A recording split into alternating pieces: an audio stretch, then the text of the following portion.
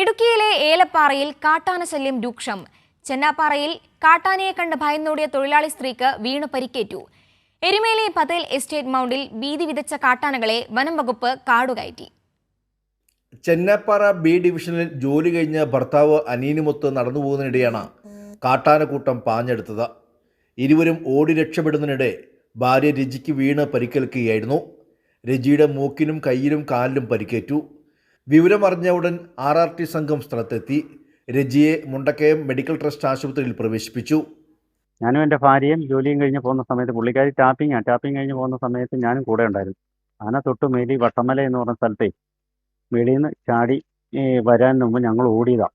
Bike കാലും തട്ടി റോഡിൽ ടാറിങ്ങിൽ വീണ്. ടാറിങ് എന്ന് പറയുമ്പോൾ അവിടുത്തെ റോഡെല്ലാം പോയി കിടക്കുന്നതാണ്. ആ കുഴിക്കകത്തോട്ട് വീണ് മൂക്കടിച്ച് കയ്യും അടിച്ച് മൊത്തം വീഴുന്നു. ഞാൻ വലിച്ചുകൊണ്ട് ഓടുമായിരുന്നു. ആന ആ സമയം കൊണ്ട് പാറി അലറിക്കൊണ്ട് വരുന്ന സമയത്ത് ഞാൻ വലിച്ചുകൊണ്ട് ഓടിക്കളഞ്ഞു. കൈക്ക് മൂക്കിന് സ്ക്രാച്ച് ഉണ്ട്, പൊട്ടലുണ്ട്. കൈയുടെ ഇവിടെ പത്തിക്ക് നല്ല നീർക്കെട്ടും അവിടെ മൊത്തം മുറിവുണ്ട്. എല്ലാം അവർ ഡ്രസ് ചെയ്ത് വെച്ചേക്കുക.